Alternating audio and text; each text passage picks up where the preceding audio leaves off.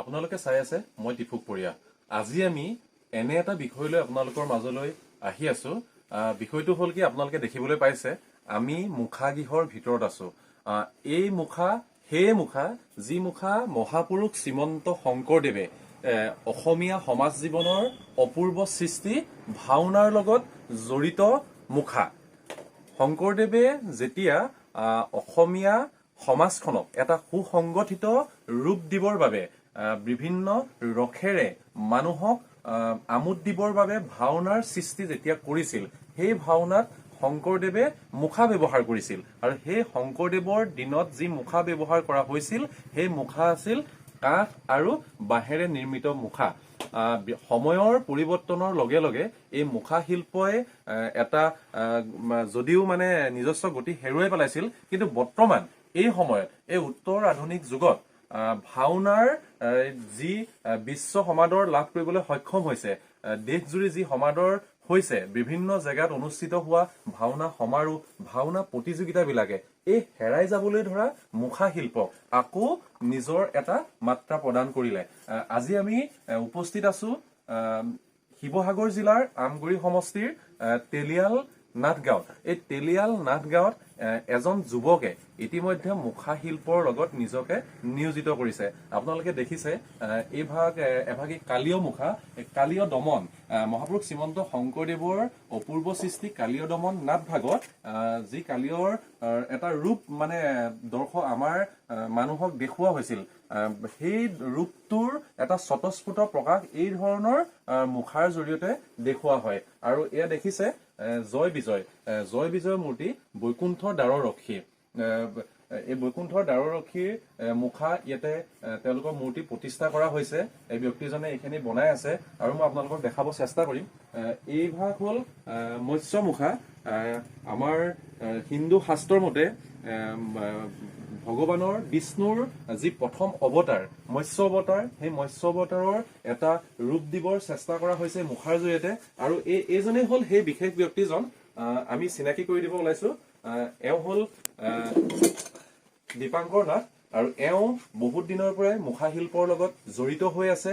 এই হেৰাই যাবলৈ ধৰা মুখা শিল্পক এখেতৰ নিজৰ কৰ্মৰ জৰিয়তে এক নতুন মাত্ৰা, এক নতুন গতি প্ৰদান কৰিছে। অসমৰ বিভিন্ন জেগাত অনুষ্ঠিত হোৱা ভাওনা সমাৰোহ, ভাওনা প্ৰতিযোগিতাত এখেতৰ দ্বাৰা নিৰ্মিত মুখা প্ৰদৰ্শন কৰি এখেতে বিভিন্ন সন্মান আৰু বিভিন্ন স্বীকৃতি আজৰি আনিবলৈ সক্ষম হৈছে। আমি এখেতক এই সুযোগতে দুআষাৰ কথা পতাৰ, মত বিনিময় কৰাৰ সুযোগ পাইছো। আপুনি কি ক'ব, এই মুখা শিল্পৰ ওপৰত আপোনাৰ মতামত কি জনাব? মুখা শিল্প হৈছে মহাপুৰুষ শংকৰদেৱৰ এটা অনবদ্য সৃষ্টি। এই মুখা শিল্প সম্পূৰ্ণ বাঁহৰ ওপৰতে গঢ় লৈ উঠা এটা শিল্প, একদম প্ৰাকৃতিক যিবিলাক নেচাৰেল যিবিলাক বস্তু, সেই বস্তুখিনিৰ ওপৰতে এটা মুখা গঢ় লৈ উঠে। আপোনাৰ প্ৰথম মুখা এটা বনাবলৈ হ'লে বাঁহৰ কাঠিৰ প্ৰয়োজন হয়। তাৰ ওপৰত কুমাৰ মাটি, কটন কাপোৰ দি পিনি সেই খাংটো আমি সম্পূৰ্ণৰূপে ঢাকি তাৰ ওপৰত যিটো আপোনাৰ গোবৰ, এই গোবৰেৰে তাৰ চেহেৰাখিনি দিয়া হয়, দি পিনি তাৰ ওপৰত ৰং কৰি অভিনয় দি পেলাই তাক গতি কৰাই দিয়া হয়। তেনেকৈ মুখা এটা প্ৰস্তুত হয়। আপোনালোকে দেখিছে বিভিন্ন মুখা ইয়াত সজাই থোৱা হৈছে। আমি গোটেইবিলাক মুখাৰ হয়তো নামাকৰণ আমি নাজানিম। আমি তেখেতৰ যোগেদি মুখাবিলাকৰ বিষয়ে আমি গম পাম কোনখন মুখা কি বুলি কোৱা হয়, আৰু তেখেতৰ যোগেদি আমি প্ৰত্যেকখন মুখা আপোনালোকক আমি চিনাকি কৰি দিয়াৰ এক প্ৰয়াস কৰিম। এই ভাগ কি মুখা হয়? এই ভাগ হৈছে আপোনাৰ গৰুদ্ৰৰ মুখা। গৰুদ্ৰৰ মুখা বিষ্ণুৰ যি বাহন গৰুদ্ৰ পক্ষী, সেই গৰুদ্ৰ পক্ষীৰ মুখা এই ভাগ, নহয় জানো? আৰু এয়া হ'ল বৰা। বৰা আমাৰ ভগৱানৰ দশাৱতাৰৰ এভাগ অৱতাৰ হ'ল বৰাহ অৱতাৰ, আৰু সেই বৰাহ অৱতাৰৰ এটা প্ৰতিচ্ছবি আমি দেখাবৰ বাবে যি মুখা থাকে, সেয়া মুখা হ'ল এই বৰাহ অৱতাৰৰ মুখা এয়া। আৰু এই ভাগ কি মুখা কোৱা হয়? হনুমানৰ মুখা।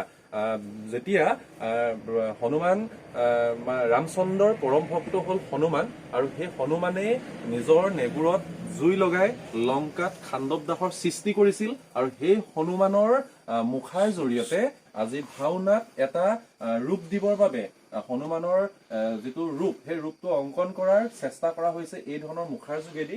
এই ভাগ আপুনি কি মুখা বনাই আছে?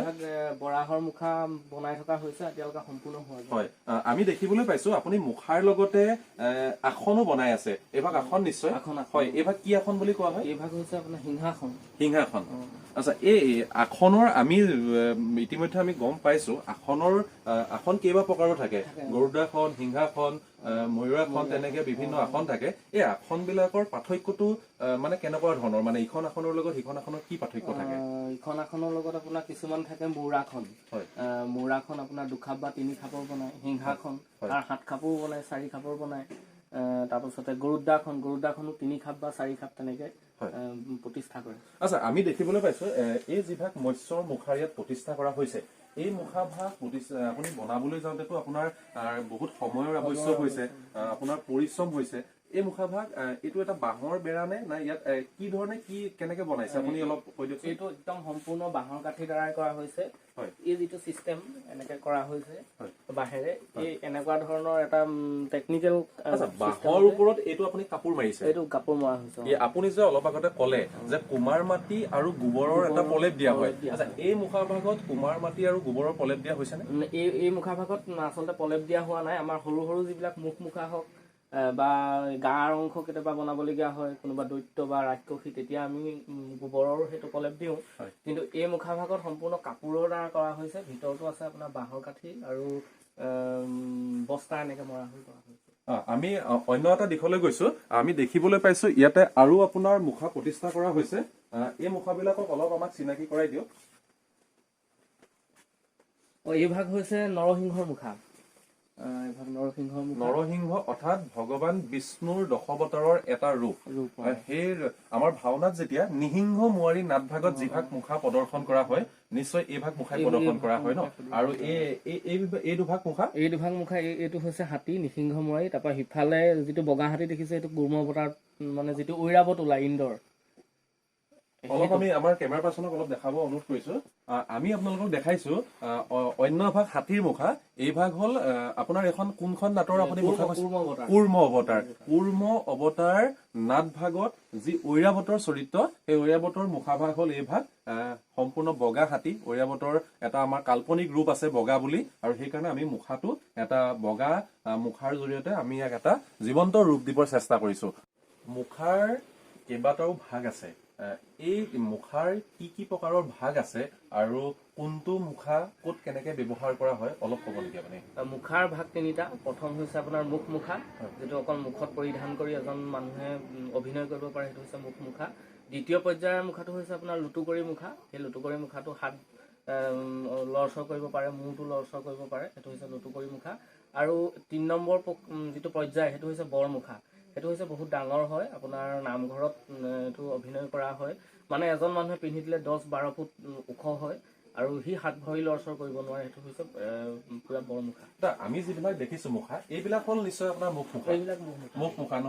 আৰু আমি ইয়াতে আৰু এভাগ মুখা দেখিবলৈ পাইছো, আমাৰ কেমেৰা পাৰ্চনক দেখাবলৈ অনুৰোধ কৰিছো। এই ভাগ হল লুটুকৰি মুখা। মানে এই মুখা ভাগ নিশ্চয় আমাৰ যিটো মানে ৰাসৰ মহাৰাসৰ যি পুতনাৰ মুখা নিশ্চয়। আপুনি আমাৰ দৰ্শকসকলক এই মুখ মুখা কি ধৰণে পৰিধান কৰি অভিনয় কেনেকে কৰা হয় তাৰ এটা আভাস দেখাই দিব পাৰিব নেকি পৰিধান কৰি পেলাই? নিশ্চয়, মইতো দেখাইছো। দীপাংকৰ নাথে এই মুখা পৰিধান কৰিছে। ভাওনাত এই মুখা পিন্ধি কিদৰে অভিনয় কৰা হয় আপোনালোকক দেখাব। আমি অলপ আগলৈ আহিবলৈ অনুৰোধ জনাইছো। তেখেতে মুখা পিন্ধি আছে, দেখা নাই, গতিকে আমি ধৰি দিবলগীয়া হৈছে। এই ভাগ হল লুটুকৰি মুখা। লুটুকৰি মুখাৰ অৰ্থ হল সম্পূৰ্ণ ইয়াত দুভাগ মুখা থাকে, এভাগ শৰীৰত পৰিধান কৰে আৰু এভাগ মুখমণ্ডলত অৰ্থাৎ ওপৰ ভাগত পৰিধান কৰে। আৰু এই মুখা ভাগ হল পুতনাৰ মুখা। যেতিয়া যেতিয়া শৰতৰ পূৰ্ণিমা ৰাতি ৰাসক্ৰিয়া অনুষ্ঠিত হয়, ৰাসলীলা যেতিয়া হয়, সেই ৰাসলীলা শ্ৰীকৃষ্ণক যেতিয়া সৰু কালত পুতনা ৰাক্ষসীয়ে নিজৰ স্তন খুৱাই বিষপান কৰোৱাৰ যিটো অৱস্থা, আৰু এই পুতনা ৰাক্ষসীয়ে যেতিয়া শ্ৰীকৃষ্ণক এনেকে কোলাত লৈছিলে, এই মুখা ভাগৰ জৰিয়তে পুতনা ৰাক্ষসী এটা অতি ভয়ংকৰ ৰূপৰ বৰ্ণনা দিবলৈ এই ধৰণে বিচৰা হৈছে। আমি তেখেতৰ পৰা আমি দৰ্শকসকলৰ জ্ঞাতাৰ্থে এই অভিনয়টো কেনেকে কৰে, পুতনাই কেনেকে অংগী ভংগী কৰে, অকনমান আমি দৰ্শকসকলৰ জ্ঞাতাৰ্থে দেখাই দিবৰ কাৰণে অনুৰোধ জনাইছো।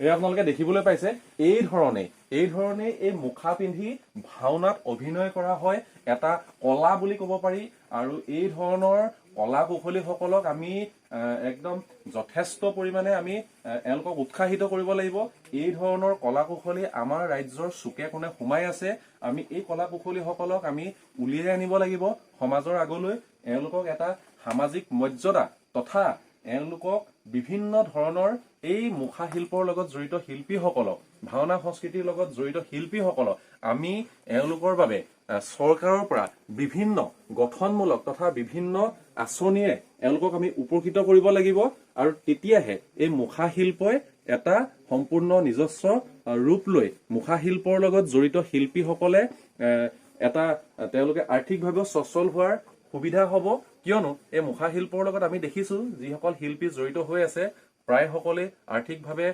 অলপ দুৰ্বল পৰ্যায়ৰ গতিকে মুখা শিল্পৰ জৰিয়তে তেওঁলোকে সত্ৰীয়া সংস্কৃতি তথা মহাপুৰুষ শ্ৰীমন্ত শংকৰদেৱৰ যি অপূৰ্ব সৃষ্টি তাক বিশ্ব দৰবাৰত প্ৰতিষ্ঠা কৰাৰ যি আপ্ৰাণ চেষ্টা চলাইছে তাক আমি স্বীকৃতি প্ৰদান কৰিবই লাগিব